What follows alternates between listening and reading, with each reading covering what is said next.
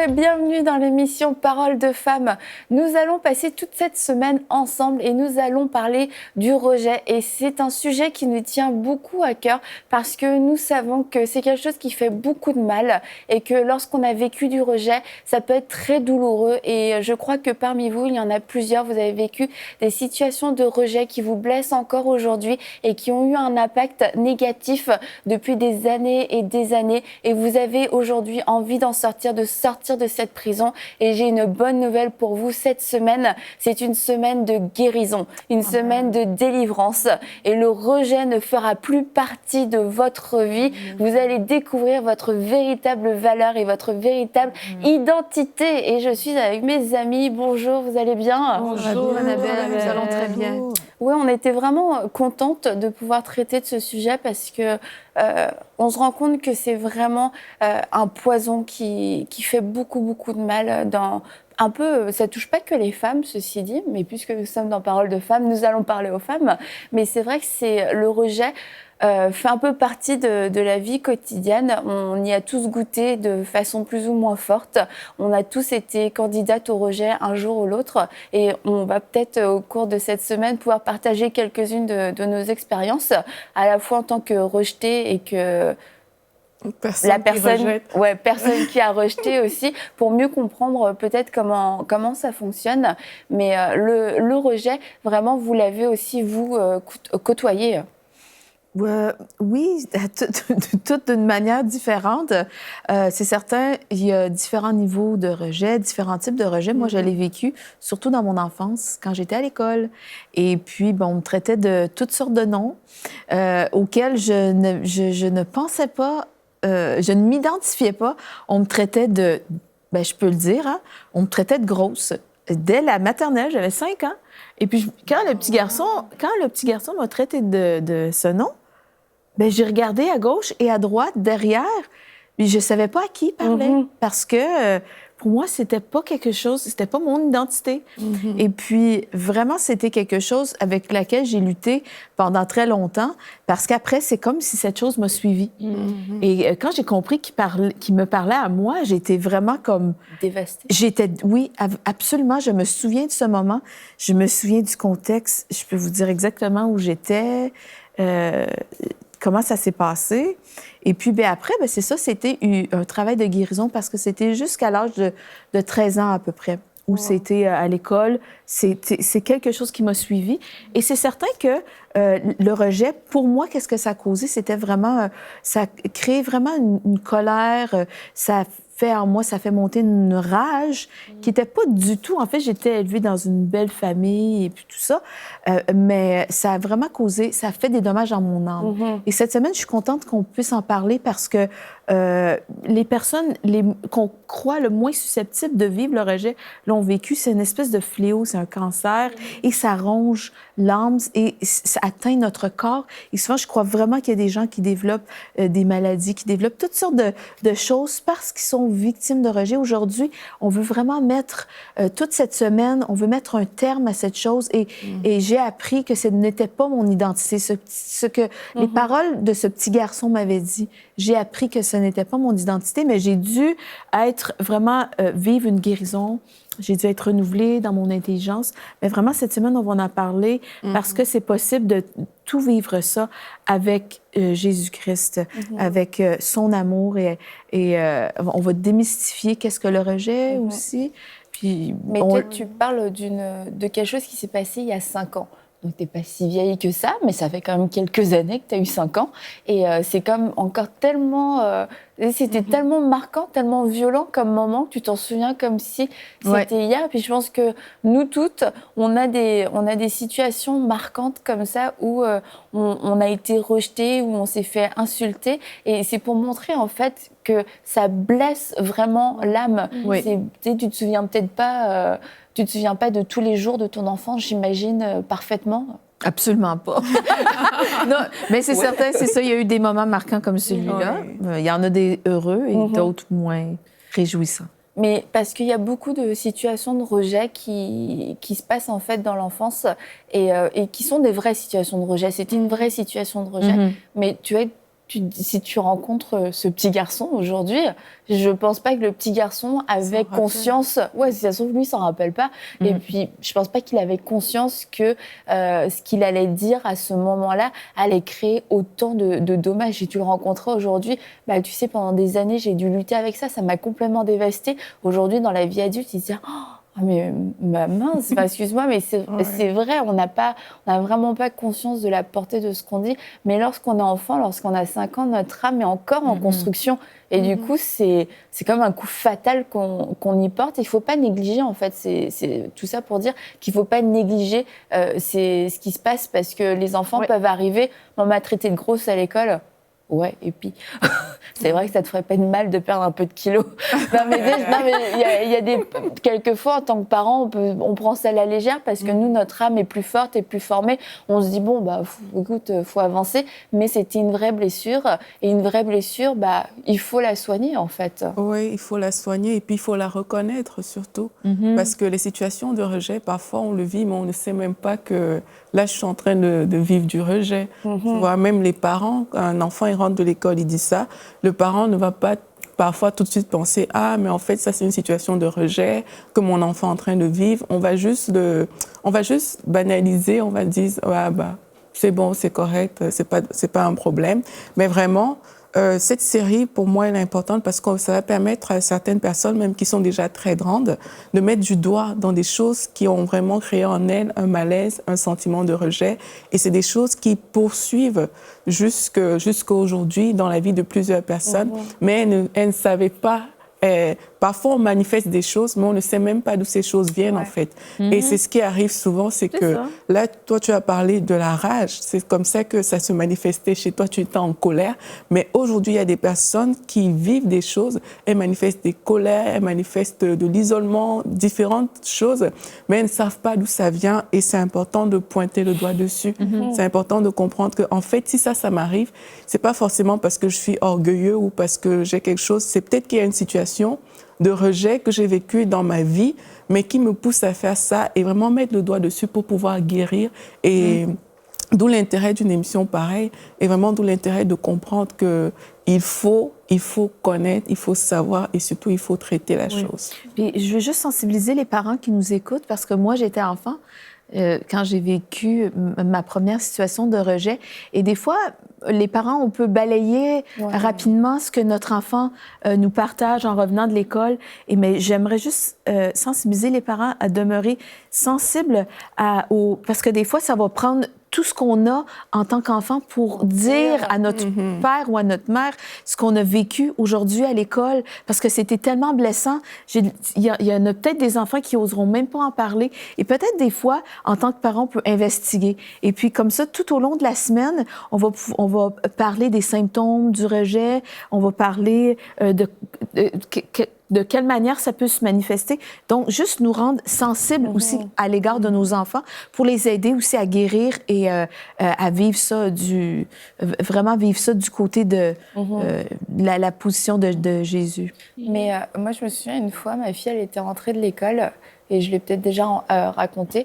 Et une petite fille lui avait dit dans le vestiaire de sport « Ah bah Aiden, toi, t'es grosse, t'es la plus grosse de la classe. » Et ce qui n'était pas du tout le cas.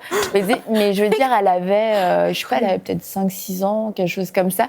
Et je n'avais jamais vu ma fille se regarder dans la glace, se regarder vraiment. Elle se regardait pour ses trucs. Mais là, elle se regardait puisque la fille lui a dit, bah, t'es grosse.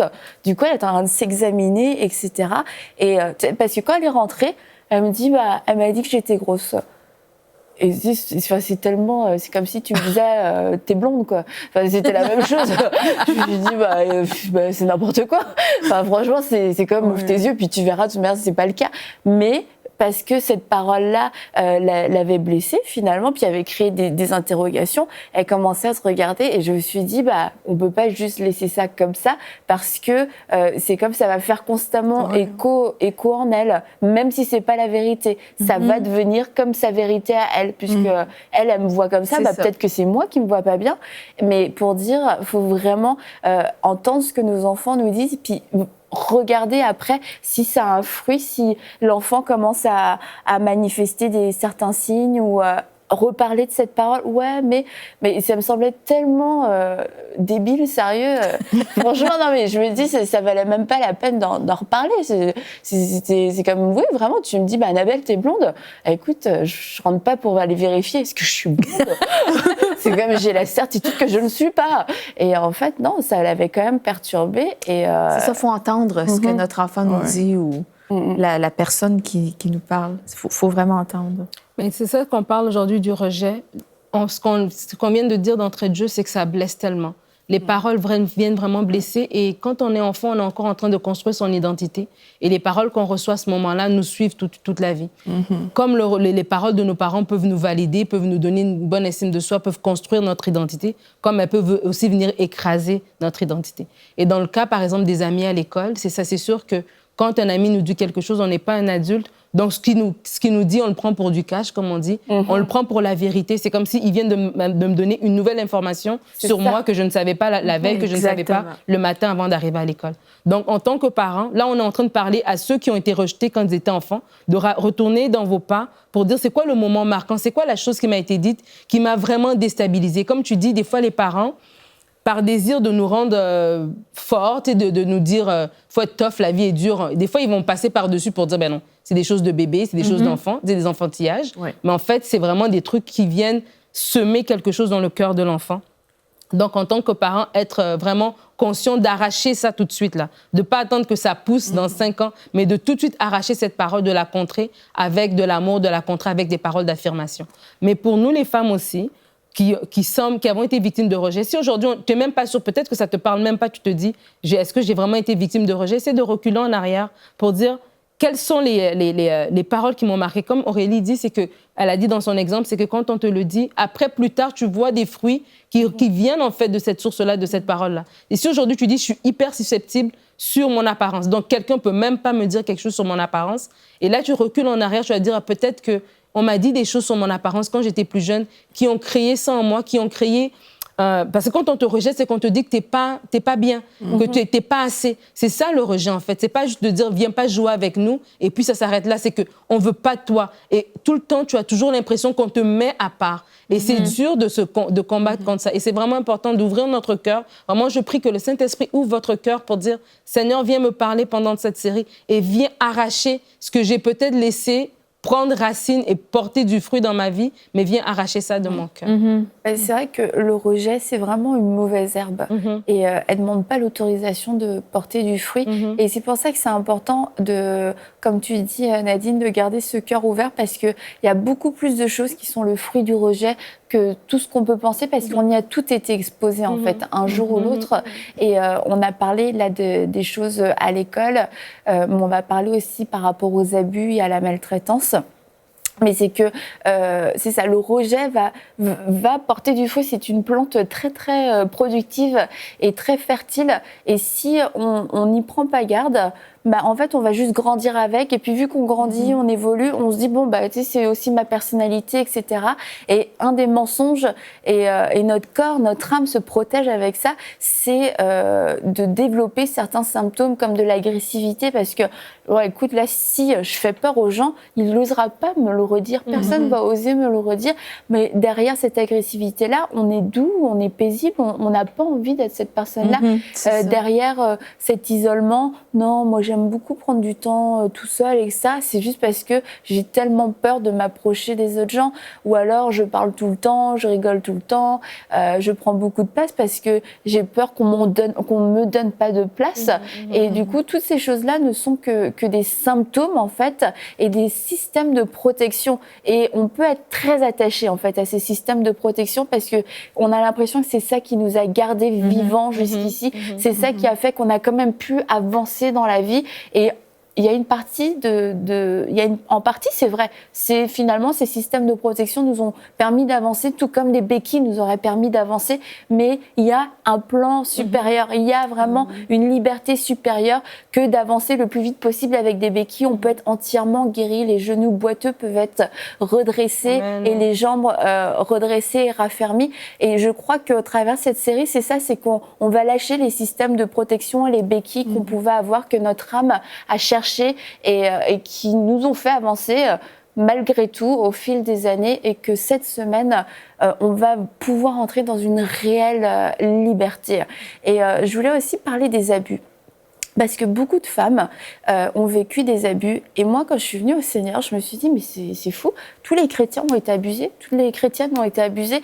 Et en fait, c'est un raisonnement un peu bizarre, un petit peu court, vous allez voir. C'est juste que j'entendais plein de témoignages. J'ai été abusée et ça a eu tel effet dans ma vie, tout ça, mais le Seigneur m'a guérie, j'ai pardonné. Et tellement de femmes avaient ce témoignage. Et pour moi, c'est les chrétiennes qui ont été abusées. Mais en fait, tu te rends compte, c'est parce que les chrétiennes témoignent. Les chrétiennes parlent de ce qu'elles ont vécu et comment elles ont pu être guéries. Mais ça, c'est juste une partie, finalement, de l'iceberg. C'est ces femmes qui parlent, mais il y a toutes ces femmes autour qui ne parlent pas. Et les chiffres sont absolument effarants du nombre de femmes qui ont vécu des abus sexuels. Et c'est vrai que l'abus sexuel va comme donner une identité et une valeur aux femmes, aux jeunes femmes et aux jeunes filles, comme quoi, finalement, elles ne valent rien et elles méritent rien de bon. Et là aussi, ça va vraiment créer des racines profondes de rejet. L'abus sexuel brise, en fait. Ouais. Et pour avoir connu des personnes qui étaient victimes d'abus sexuels, c'est que ça te suit pendant longtemps. Comme tu dis, c'est vraiment le Seigneur qui vient libérer ces femmes. Parce que ça te montre que tu vaux vraiment rien. Parce que tu vaux tellement rien que t'es là, t'es une chose, en fait.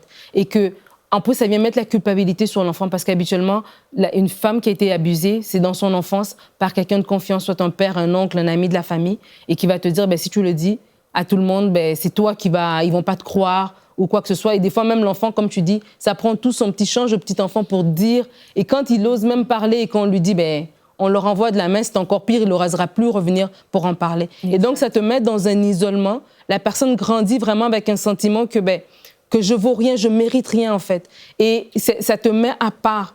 Et vraiment, même quand la personne grandit, des fois, vous pouvez voir une fille qui vit dans la promiscuité. Elle est très... Vous allez la juger en disant qu'elle est légère, mais c'est pas qu'elle est légère.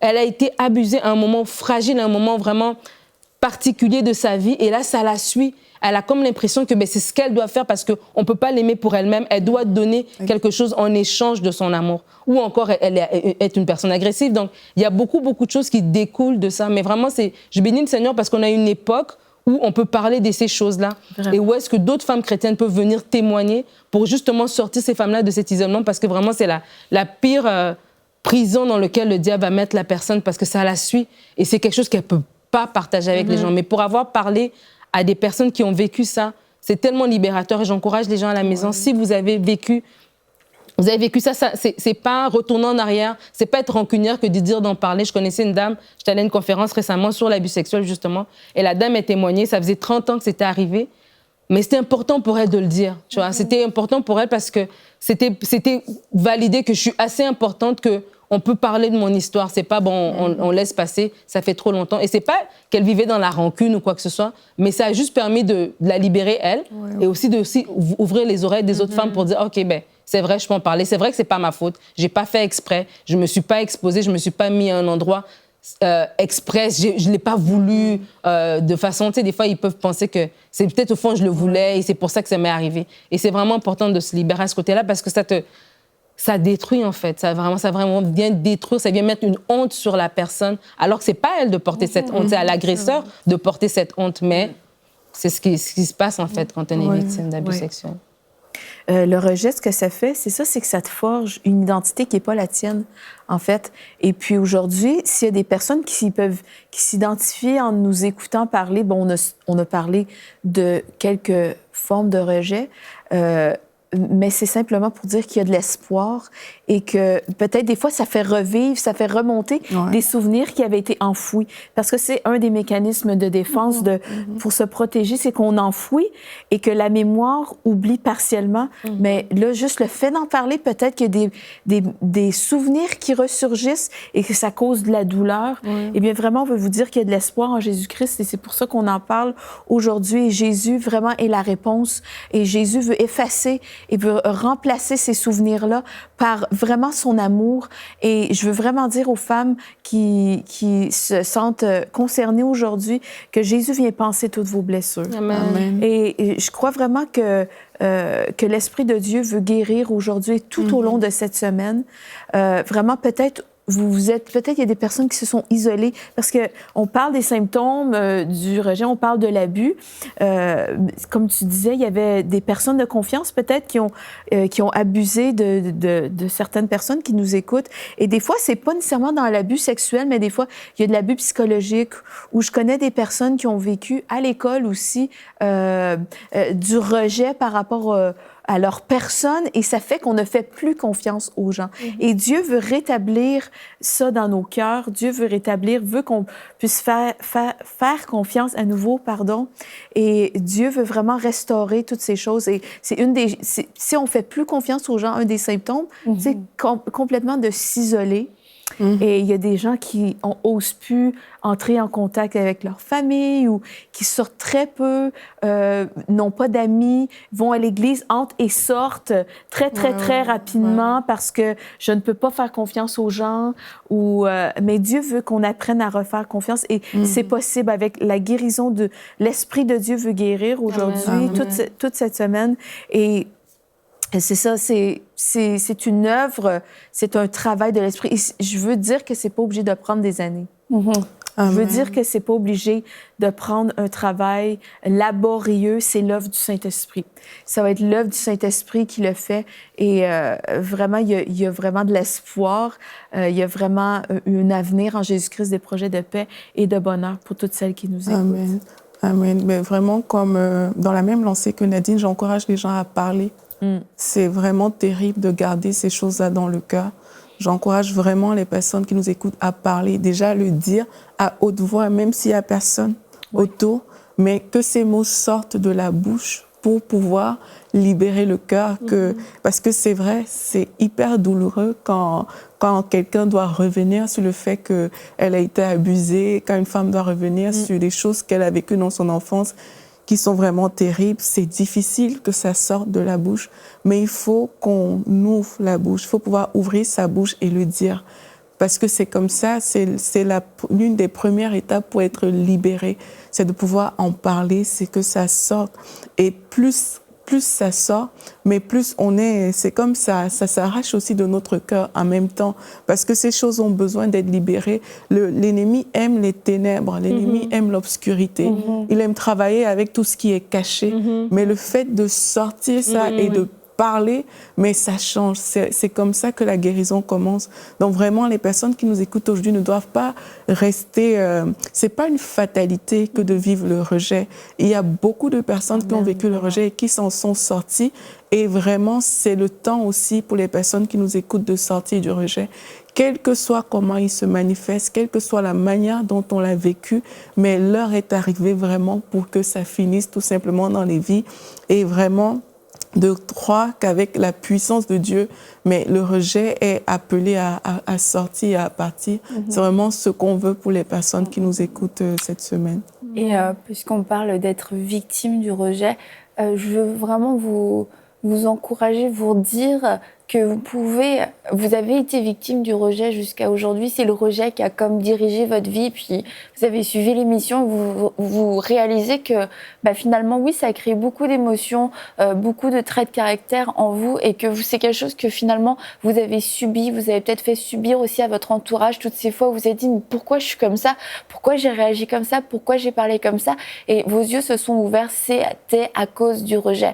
Et aujourd'hui, je veux vous dire que vous n'êtes plus obligé d'être victime. Vous pouvez décider de dominer sur le rejet, non pas apprendre à le gérer, non pas apprendre à vivre avec, mais à l'extraire, comme Aurélie l'a dit, vraiment à l'extraire. Lorsqu'il y a du cancer, on enlève les cellules cancéreuses, on les enlève parce que ça fait du mal, parce que ça touche à d'autres parties du corps. Et de la même façon, le rejet est un poison. Et aujourd'hui, vous avez la possibilité de l'extraire. Vous avez la possibilité d'avoir un cœur nouveau. Et on a parlé aussi de la honte. Et cette honte ne vous appartient pas. Il y a une bonne nouvelle pour vous, comme Mathilde l'a dit. Jésus-Christ a porté votre honte, il l'a porté à la croix. Et si vous ne connaissez pas Jésus-Christ, si vous n'avez encore jamais eu d'expérience avec lui, si vous ne l'avez encore jamais rencontré, sachez que Jésus-Christ est votre sauveur. C'est celui qui a payé le prix pour vous. Il est mort pour vous. La Bible nous dit qu'il a pris vos blessures, il a pris vos souffrances, il a pris vos maladies, il a pris vos douleurs à la croix. Il les a portées. Il a porté aussi votre honte. Et Jésus-Christ est venu sur cette terre pour vous sauver, pour que vous ayez la vie éternelle et pour libérer les captifs, pour guérir ceux qui avaient le cœur brisé. Jésus-Christ est votre réponse aujourd'hui. Alors vraiment, je vous encourage, si vous voulez faire cette rencontre avec Jésus-Christ, à l'inviter à venir dans votre cœur, lui dire: Jésus-Christ, je crois que tu es le sauveur de mon âme. Je crois que tu es celui qui est mort pour moi, celui qui a donné sa vie pour moi, celui qui me pardonne de tous mes péchés, celui qui me lave aujourd'hui, qui me purifie entièrement, qui me donne un vêtement blanc. Et je te remercie, Jésus, parce que c'est toi qui l'as fait et je crois que tu es le sauveur de mon âme et je te donne ma vie aujourd'hui. Et si vous avez fait cette prière, contactez-nous à l'adresse qui va s'afficher. Et dites-nous ce que vous avez vécu et on sera vraiment heureux de pouvoir répondre à vos questions. Et j'aimerais aussi qu'on puisse terminer rapidement en priant. Est-ce que Mathilde, tu pourrais prier pour les personnes qui nous ont suivis et qui veulent être guéries aussi? Alléluia. Eh bien, Seigneur Jésus-Christ, je te remercie pour ton amour éternel. Et je veux vous dire que Jésus vous aime d'un amour éternel. Et je prie que son amour puisse vous envahir dès cet instant. Saint-Esprit, viens et fais ton œuvre. Je prie que vous soyez guéris dans votre cœur maintenant, que l'amour de Jésus vienne guérir votre cœur meurtri. Et je vous encourage, je prie que vous puissiez déposer toutes ces blessures aux pieds de Jésus, celui qui a tout accompli, celui qui veut vous donner une couronne au lieu des cendres, celui vraiment qui enlève votre honte. Alléluia. Seigneur Jésus, fais ton œuvre. Je prie vraiment que tu puisses faire une œuvre de guérison surnaturelle aujourd'hui. Saint-Esprit, je te remercie parce que tu es vivant, que tu es le même hier, aujourd'hui et éternellement. Alléluia, Seigneur Dieu, notre identité est en toi. Je prie que ces femmes puissent regarder à toi, regarder à ta parole pour savoir qui elles sont en toi. Et elles sont aimées en toi. Elles sont chéries, elles ont été désirées par toi. Elles sont des créatures merveilleuses. Et je veux prier que leur âme puisse reconnaître cette chose, qu'elles sont une créature merveilleuse. Je te bénis, je te loue, Seigneur Dieu, pour ton œuvre. Et je prie vraiment que tu puisses faire une œuvre de restauration, que l'agressivité, que la colère puisse être remplacée et lavée par ton amour aujourd'hui. Alléluia, que ta lumière puisse venir briller dans les ténèbres. Dès cet instant, je te remercie pour ton œuvre de guérison. Tu es celui qui guérit les cœurs brisés et qui pense toutes nos blessures. Je te loue, Seigneur, pour ton amour. Alléluia, qui n'a point de limite. Merci, Jésus. Tu es glorieux, tu es merveilleux. Amen. Amen. Amen. Amen. Et pour vous toutes qui avez suivi cette émission, je vous encourage à la partager en grand nombre parce que je crois que cette émission va sauver des personnes, qu'elle va faire du bien à beaucoup de gens et que beaucoup de personnes vont aussi être guéries. Donc partagez la bonne nouvelle en partageant cette émission et on se dit à demain pour une prochaine émission de Paroles de Femmes.